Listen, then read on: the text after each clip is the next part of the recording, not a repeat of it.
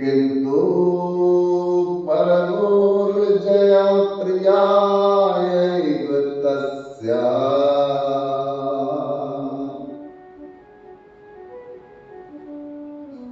वन्दे गुरु श्रीचरणारविन्दम्।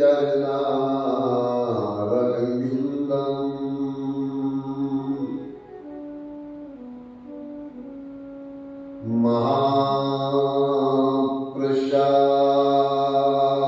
जननी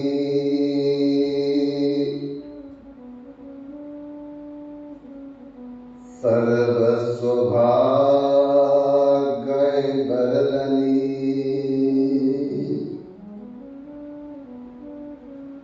आदि व्याधि हरा नित्यम तुलसी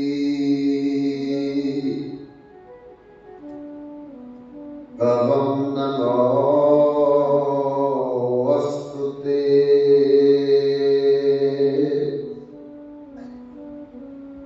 श्री कृष्ण चैतन्य प्रभु नित्यानंद श्री अद्वैत गदाधर शिवासदि गौर भक्त वृंद। हरे कृष्णा कृष्णा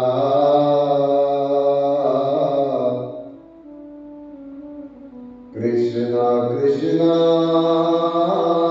हरे हरे हरे राम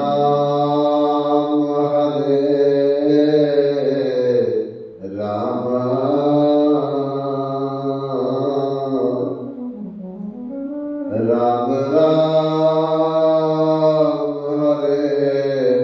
हरे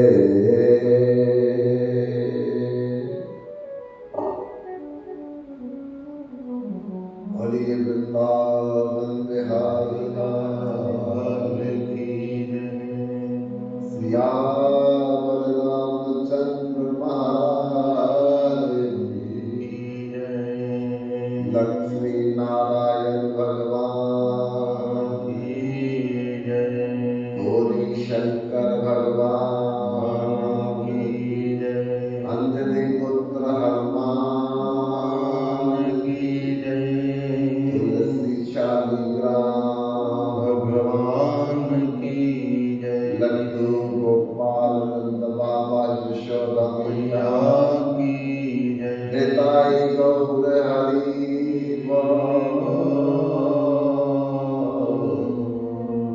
हरि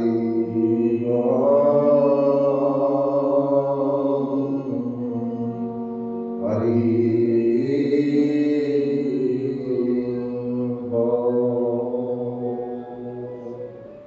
कल कथा के तृतीया दिन हम लोग आखिरी समय में तुलसी की हमारे जीवन में क्या महत्वता है, क्या लाभ है, क्या महिमा है, उस विषय में कह रहे थे। बंधुओं, तुलसी साक्षात महालक्ष्मी का अवतार है।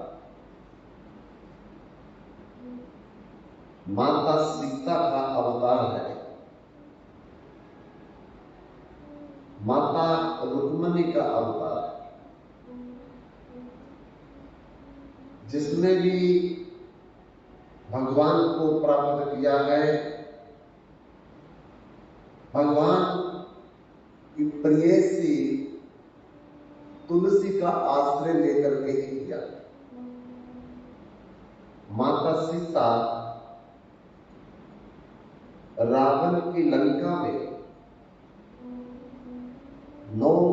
महीने तक अशोक वाटिका में रही, लेकिन निराश कि प्रभु मिलन होगा या नहीं होगा, तब मां सीता ने त्रिजटा नाम की राक्षिणी से तुलसी का गमला मंगवाया और फिर अपने अशोक वाटिका में रख करके हर दिन मां सीता ने 4 परिक्रमा शुरू की है और दीपदान शुरू किया है, प्रणाम शुरू किया है। और पहले दिन ही जब माता सीता ने ऐसा किया तो हनुमान से भेंट हुए। प्रभु राम के द्वारा भेजी हुई मुद्रिका हनुमान के द्वारा माता सीता को मिली। पांडव लोग 12 साल का वनवास काटते काटते जब दुखी हो गए, तब उदास होकर के अपने कुल गुरु दौम्य ऋषि के पास गए और करबद्ध प्रार्थना करने लगे कि ऋषिवर, हम लोग थक गए हैं, 12 साल तक जंगल में रहते रहते अब 13वां साल अज्ञातवास है। अगर फिर कहीं दिख गए तो फिर 12 साल का वनवास शुरू होगा। इसलिए कोई ऐसा उपाय बताओ जिससे करने से हम अज्ञातवास में किसी को भी दिखाई न दे। तो दौम्य ऋषि ने माता द्रौपदी को तुलसी का गमला लगा करके 4 परिक्रमा करने के लिए बोला और दीप दान करने के लिए बोला। ऐसा करने से अज्ञातवास में पांडव किसी को दिखाई नहीं दिए, किसी को पहचाने नहीं गए। श्रीमती राधा रानी जब श्री कृष्ण के विरह में दुखी रह रही थी, तब चंद्रांगना नाम की सखी के पास जाकर के निवेदन किया कि श्री कृष्ण मिलन कैसे होगा। तो बंधुओं, चंद्रांगना सखी ने श्रीमती राधिका रानी को तुलसी का बहुत सुंदर चबूतरा बना करके और फिर उसकी परिक्रमा के लिए, दीपदान के लिए बोला है। और जैसे तुलसी परिक्रमा, तुलसी दीपदान किशोरी जी ने शुरू किया, श्री कृष्ण मिलन हो गया। मां पार्वती अन्न जल फल कंद मूल सबका त्याग करके भगवान शंकर को पाने के लिए तपस्या कर रही थी। तो उस समय भी जब कोई भी रास्ता नहीं दिख रहा था, तुलसी का गमला लगा करके उसकी 4 परिक्रमा शुरू की है और फिर दीपदान, तो भगवान शंकर से विवाह हो गया। ऐसे ही अगर हम भी अपने जीवन के अंदर इस भौतिक जगत में कुछ पाना चाहते हैं, आध्यात्मिक जगत में कुछ पाना चाहते हैं, परलौकिक जगत में कुछ पाना चाहते हैं, तो अपने घर में तुलसी जरूर लगानी चाहिए। लगा करके दीपदान अवश्य करना चाहिए और उसकी परिक्रमा भी निजम से हम लोगों को लगानी चाहिए। भौतिक जगत का फायदा भी मिलेगा, आध्यात्मिक जगत का लाभ भी होगा और परलौकिक लोक में भी जाकर के हमारी सदगति प्रदान हो। बंधुओं, एक बार एक गांव में एक लकड़ी का काम करने वाला कारपेंटर अपना काम से निवृत्त होकर जब रात के समय अपने घर जाने लगा तो रास्ते में आज उसे 3 भयंकर मूर्तियों का दर्शन हुआ। वो उन 3 मूर्तियों को देख करके डर गया और रास्ते में बैठ गया। आगे जाने की हिम्मत नहीं कर पा रहा था। तब मन में विचार किया उस कारपेंटर ने, अगर हम नहीं अपने घर जाएंगे तो घर वाले हमको ढूंढते जहां चले आएंगे, तो आखिर में मुझे जाना तो पड़ेगा, क्योंकि उस समय कोई मोबाइल, कोई टेलीफोन जिससे किसी को बुला लिया जाए नहीं था। तो ये एक प्रकार हिम्मत जुटा करके वो चल पड़ा और आराम से उन 3 भयंकर मूर्तियों के पास से गुजर गया।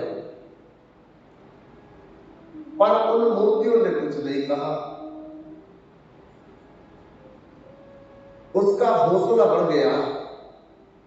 दिखने में तो भयंकर नजर आ रहे हैं, पर स्वभाव में बड़े सोबर लगते हैं। डरने की कोई बात नहीं।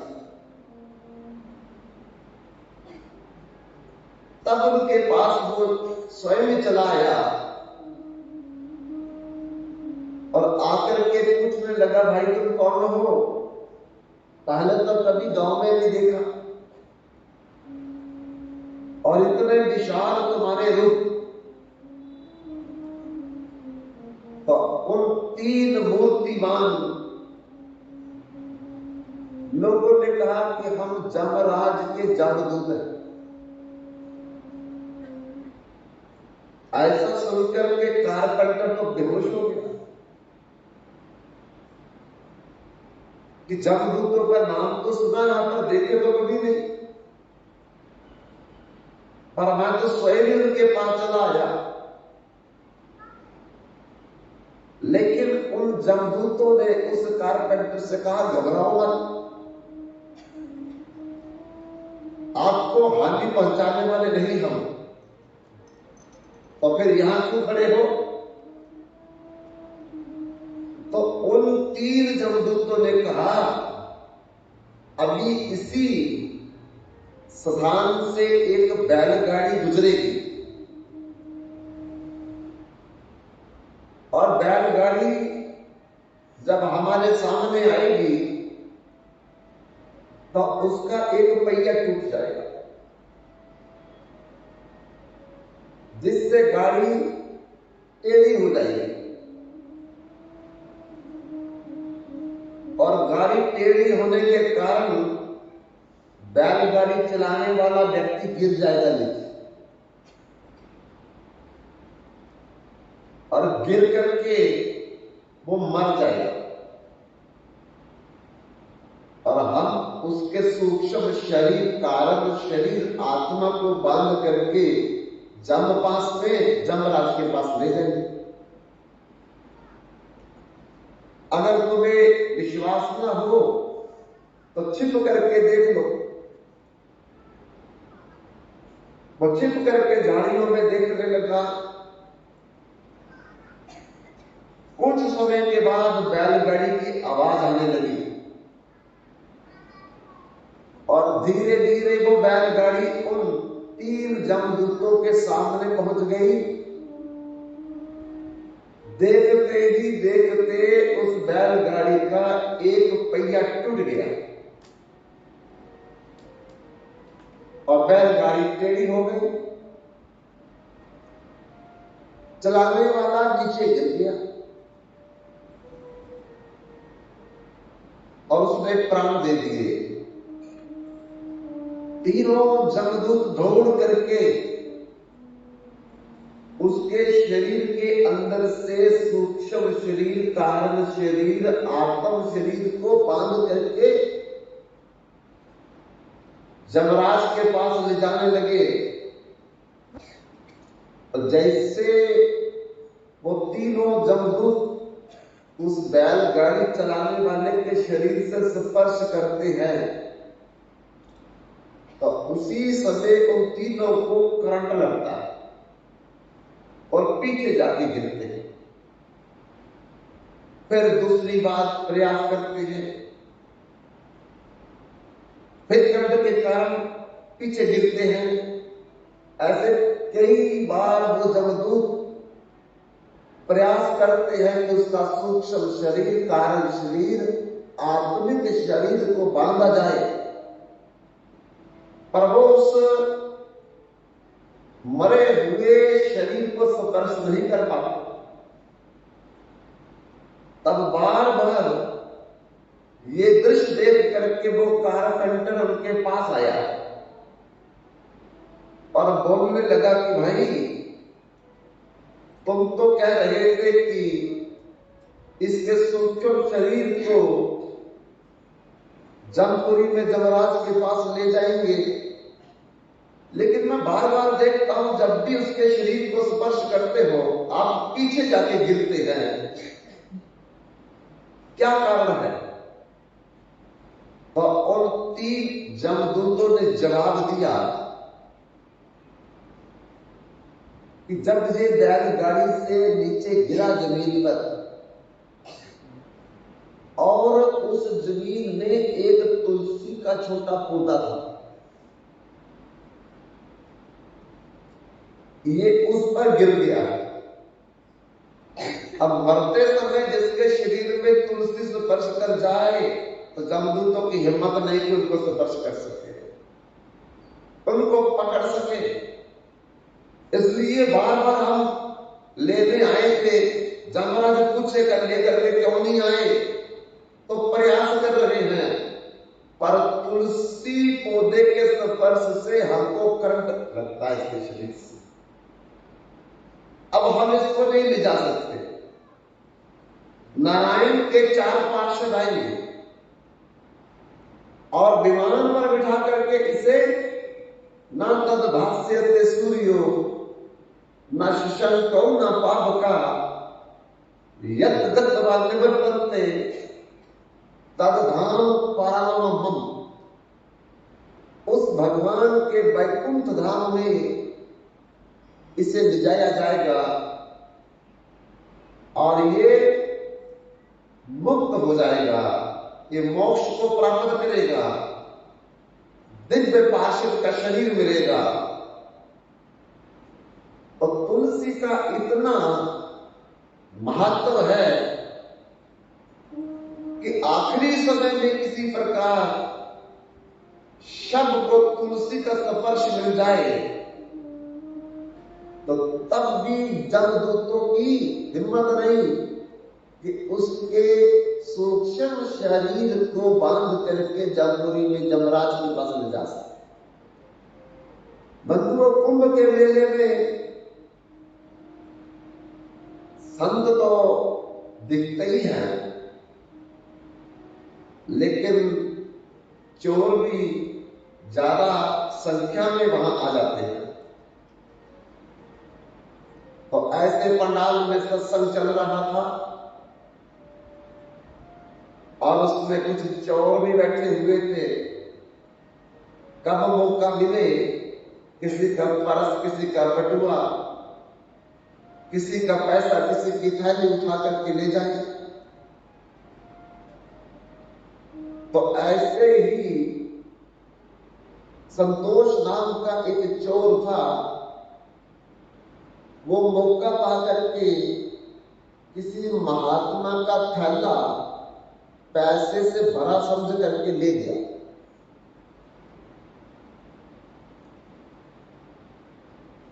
और संतों ने देख लिया। अब चोर पकड़ो, चोर पकड़ो, चोर पकड़ो बोलने लगे। चोर दौड़ने लगा थैला लेकर के। संत लोग भी जो उस संत को जानते थे वो भी चोर के पीछे भागने लगे। आगे आगे चोर, पीछे पीछे संत लोग भाग रहे हैं। लेकिन भागते भागते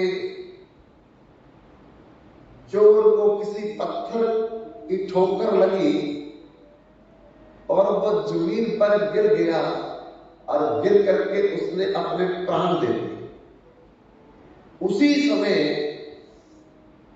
उस चोर के सूक्ष्म कारण और आत्मिक शरीर को जमपास में बांध करके 3 जमदूत जमपुरी मिले और चित्रगुप्त के द्वारा बही खाते में उसका हिसाब किताब देखा और जमराज ने कहा कि इसने तो और कुछ नहीं, संतों के थैले की चोरी की है और इस व्यक्ति को उबलते हुए तेल के कढ़ाई में उल्टा लटकाया जाए। जमदूतों ने पकड़ करके उबलते हुए तेल के कढ़ाई के भीतर में उल्टा लटका दिया और ऐसे करोड़ों मुजरिम जो है वो उल्टे लटका करके तेल के कढ़ाई में तले जा रहे थे। तो इसको भी वैसा दंड दिया। लेकिन दौड़ते दौड़ते दौड़ते संत लोग जब उस चोर के पास आए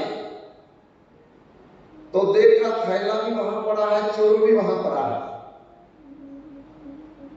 पर जिंदा नहीं, मरा पड़ा है। तब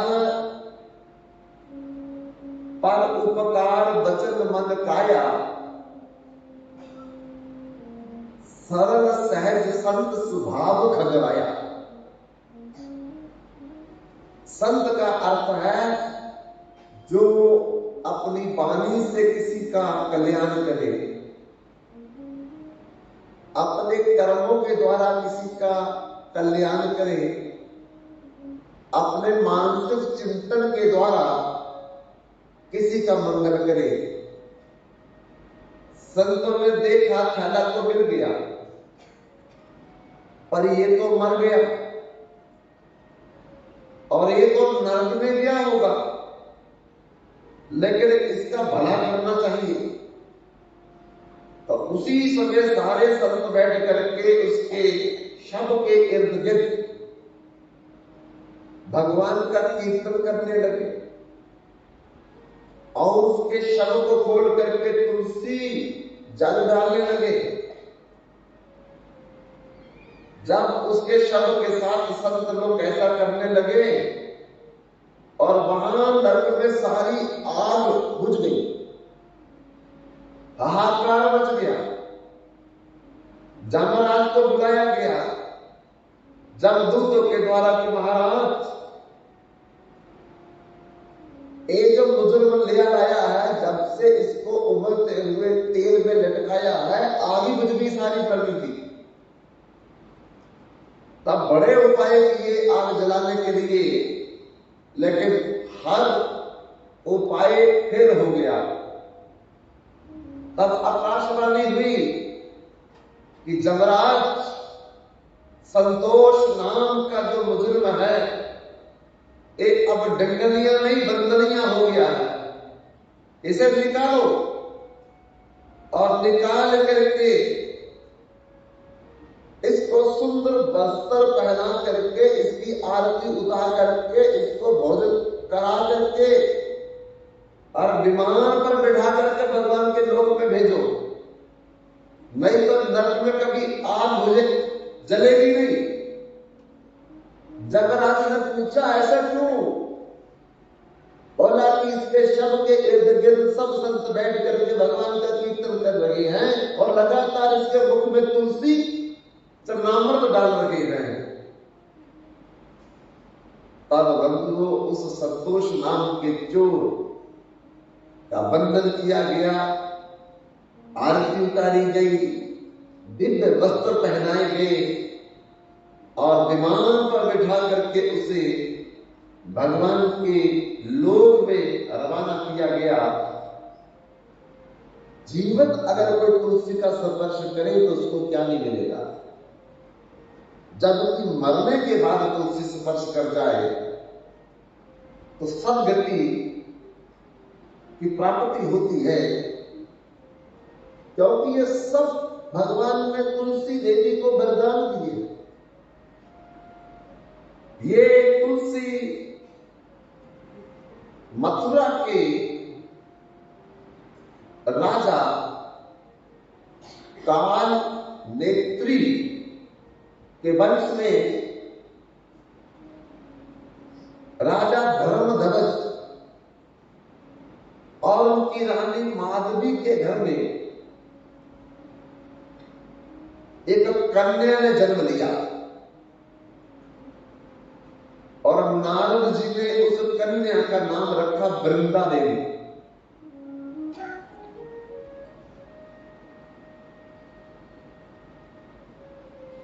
और जब उस कन्या का भविष्य देखा तो नारद जी ने कहा कि बहुत बड़ी भगवान विष्णु की भक्त बनेगी। और जैसे ही वो कन्या 10-12 साल की हुई तो पिता को हाथ जोड़ करके करबद्ध प्रार्थना करने लगी, मैं नारायण भक्ति के लिए बद्रीनाथ जाना चाहती हूं। तब माता पिता ने तो रोका कि पुत्री अगर तुम तप करना चाहती हो तो घर में करो, स्त्री शरीर है तुम्हारा, अकेली कैसे रहोगी। लेकिन वृंदा ने हट किया और हट के आगे माता पिता को झुकना पड़ा, बद्रीनाथ चली आई। और बद्री वन में इस वृंदा देवी ने बाएं पांव के अंगूठे पर खड़ा होकर के दोनों हाथ ऊपर उठा करके अन्न, जल, फल, कंद, मूल, वायु का भी त्याग करके 80,000 वर्ष तप किया। इसके तप को देख करके भगवान नारायण प्रसन्न हो गए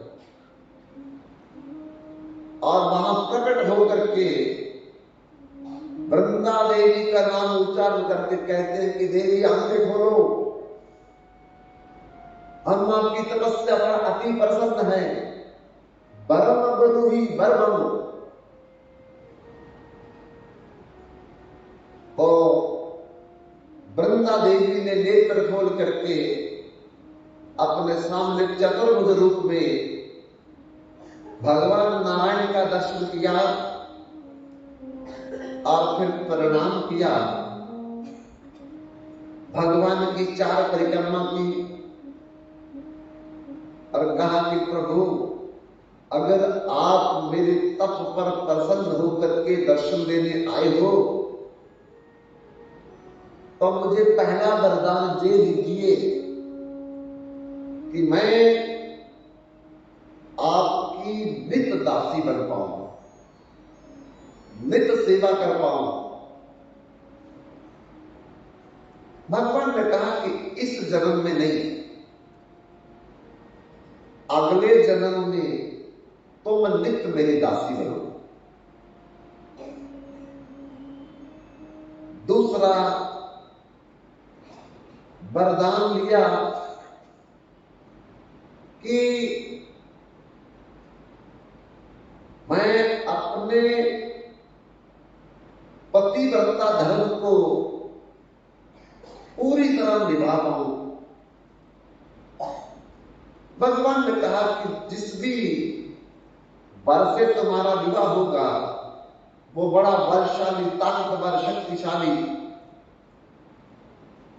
और तुम अपने पतिव्रता धर्म के बल पर विश्व में विख्यात हो जाओगे। तथास्तु कह करके भगवान अंतर्धान हो गए। वृंदा देवी अब अपने घर को वापस आ रही थी और दूसरी तरफ क्या हुआ, भगवान शंकर कैलाश पर्वत की चोटी पर समाधिष्ठ थे, ध्यान में मग्न थे, और राजा चित्रसेन कुछ गंधर्वतियों को लेकर के, अप्सराओं को लेकर के विमान पर आकाश मार्ग से विचरण कर रहा था। लेकिन जिस जगह पर भगवान शंकर समाधिष्ठ थे, ध्याननिष्ठ थे, उस जगह के ऊपर से जब वो विमान गुजरा तो उन अप्सराओं के कुछ आभूषण भगवान शंकर की जटाओं के ऊपर गिरे। तब भगवान शंकर की समाधि खंडित हो गई, खुल गई, और तीसरा नेत्र खोल करके क्रोध में भगवान शंकर ऊपर को देखने लगे और पहचान लिया गंधर्व चित्रसेन को। कहने लगे, चित्रसेन तुम्हारी इतनी मजाल, तुम्हारी इतनी हिम्मत, हमारी समाधि को खंडित कर दिया। मैं सब इस विमान के सहित जला डालूंगा। लेकिन चित्रसेन वो अप्सराएं डर करके विमान को नीचे उतारती है और भगवान शंकर के पास जाकर के क्षमा प्रार्थना सब लोग करते हैं कि हमने जान करके नहीं किया है, अनजाने में से कुछ आभूषण हमारे नीचे गिर गए जो अचानक दैववश तुम्हारी जटाओं पर गिरे, जिससे तुम्हारी समाधि खंडित हो गई। लेकिन आप हमें क्षमा कर दीजिए। ऐसा बोलने से भगवान शंकर का क्रोध तो शांत हुआ, लेकिन जिस क्रोध को भगवान शंकर ने पैदा कर दिया था, अब उसका क्या करें? तो गंधर्वों के राजा चित्रसेन ने कहा कि महादेव, उस क्रोध को आप समुद्र के जल में डाल दो। अथाह जल है, समुद्र को कोई फर्क नहीं पड़ेगा, नहीं तो अन्य स्थान कहीं भी ऐसे क्रोध को डालोगे तो तबाही मचाएगा। तब देखते ही देखते भगवान शंकर ने उस अपने तीसरे नेत्र के क्रोध को समुद्र के जल में डाल दिया, और कुछ समय के बाद वही क्रोध से एक मूर्तिमान राक्षस पैदा हो गया और स्वयं वो भगवान शंकर के पास चला आया कि मैं आपका अंशा अवतार हूं, आपके क्रोध से मैं उत्पन्न हुआ हूं, अब आप मेरा नाम करण संस्कार कीजिए। तब उस असुर को देख करके भगवान शंकर ने कहा, आप जल के अंदर जन्म लिया है, इसलिए तुम्हारा नाम हम जलंधर रखेंगे। अर्थात जल के अंदर तुम्हारा जन्म हुआ और हम तुम्हारा नाम जलंधर रखेंगे। तब उस राक्षस का नाम उस दिन से जलंधर पड़ा और भगवान शंकर का आशीर्वाद लेकर के वो भी बद्रीनाथ वन में तपस्या करने के लिए चला गया। रास्ते में वृंदा देवी से भेंट हो गई। दोनों ने एक दूसरे को देखा और देख करके परिचय पूछा। उसने बताया कि मैं भगवान शंकर का अंशा अवतार, मेरा नाम जलंधर। और वृंदा देवी ने कहा, धर्म ध्वज तथा माधवी की पुत्री, मेरा नाम वृंदा। अभी वो दोनों एक दूसरे को परिचय दे रहे थे तो भगवान ब्रह्मा जी वहां प्रकट हो गए और ब्रह्मा जी ने कहा, भाई तुम चिंता मत करो, मैं तुम दोनों का यहीं पर गंधर्व विवाह करवाऊंगा। वृंदा भी चाहती थी, जलंधर भी चाहता था। तो ब्रह्मा जी ने वृंदा देवी और जलंधर का बदरी वन में गंधर्व विवाह करवाया है। विवाह 8 प्रकार के होते हैं, तो जिसमें सबसे श्रेष्ठ विवाह ब्रह्म विवाह माना जाता है, जो माता पिता और ब्राह्मण की रजामंदी से होता है। नहीं तो बाकी के जो विवाह है इतनी वेद में मान्यता नहीं है। पर ब्रह्मा की मजबूरी थी कि ना जलंधर के माता पिता है, ना वृंदा के माता पिता है, लेकिन पूर्व जन्म के संस्कार के प्रभाव से ब्रह्मा जी को ज्ञान है कि इस जलंधर का जो विवाह है ये वृंदा देवी से होगा और वृंदा का विवाह जलंधर से होगा। कैसे कि पूर्व जन्म में वृंदा गोलोक धाम में, जहां राधा कृष्ण नित्य गायों की सेवा करते हैं, पूजा करते हैं, अनंत गोपांगनाओं के द्वारा सेवित होते हैं, अनंत मुख वाले ब्रह्मा, अनंत मुख वाले शंकर, अनंत मुख वाले विष्णु बड़े बड़े भगवान को बेटे लेकर के पसंद करते हैं। ऐसे गोलोक धाम में ये वृंदा देवी पूर्व जन्म में तुलसी नाम की गोपी थी और जलंधर पूर्व जन्म में गोलोक धाम में दामा नाम का भगवान श्री कृष्ण का सखा मित्र था। तो एक समय गोलोक धाम में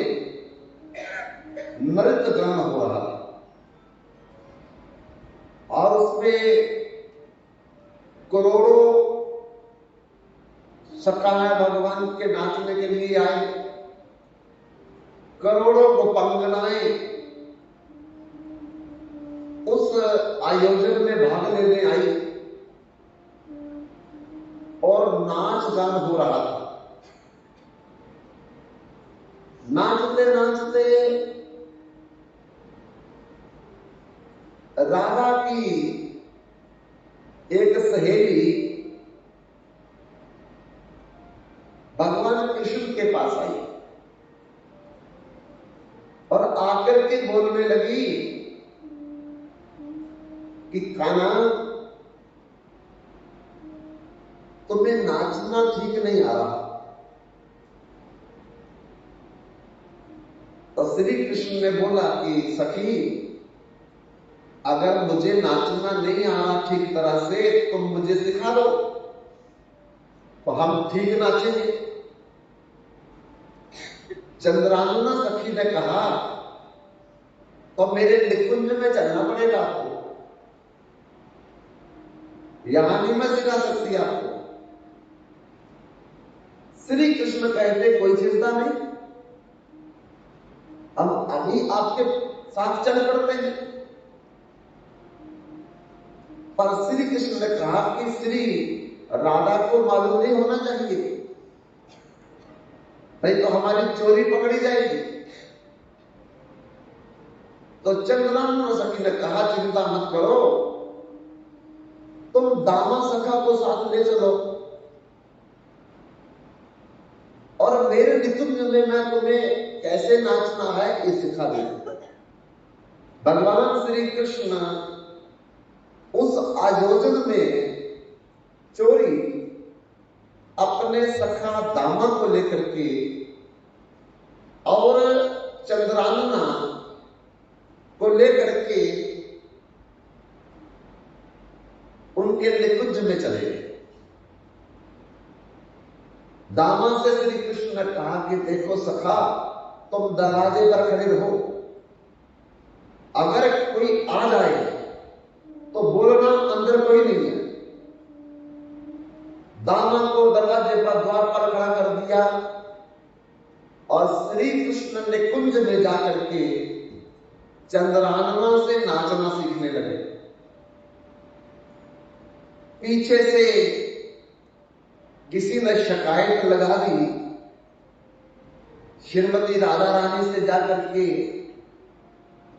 अरे कृष्ण दिखाई नहीं दे रहे, बाकी तो सब दिख रहे हैं, एक दामा दिखाई नहीं दे रहा, एक चंद्रानना दिखाई नहीं दे रही। श्रीमती राधा रानी ने कहा, पता करो कहां है। और पता करने पर यही मालूम हुआ कि चंद्रानना जरूर अपने निकुंज में श्री कृष्ण को लेके गई है, क्योंकि ये डांसर थी और गोलोक धाम में सबको डांस सिखाती है। श्री कृष्ण को भी डांस सिखाने के लिए ले गई होगी अपने निकुंज में। तब श्रीमती राधा रानी अपनी बहुत सी सखियों को लेकर के चंद्रानना सखी के निकुंज में पहुंचती है और देखा तो दरवाजे पर दामा सखा खड़ा है। किशोरी ने बोला, तुम क्यों खड़े हो इधर?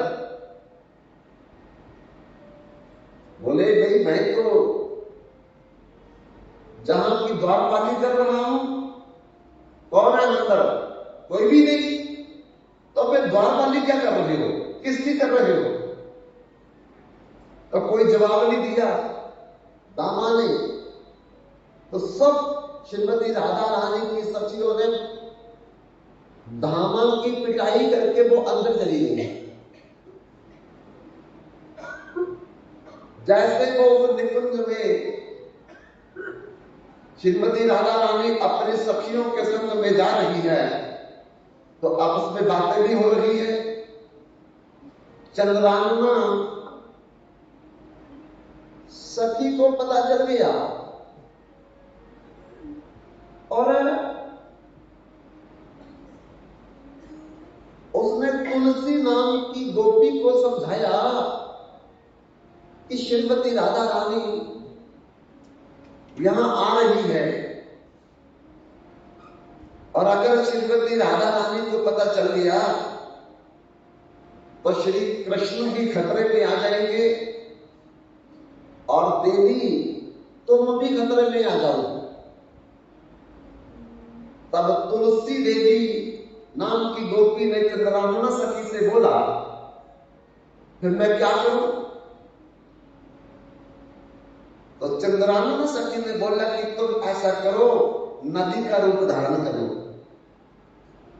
देखते ही देखते जोग माया के प्रभाव से तुलसी नाम की जो गोपी थी श्री कृष्ण के संग में आई थी, वो नदी के रूप में बदल गई। अब तुलसी तो नदी का जल बन गई, पर श्री कृष्ण कहां जाए?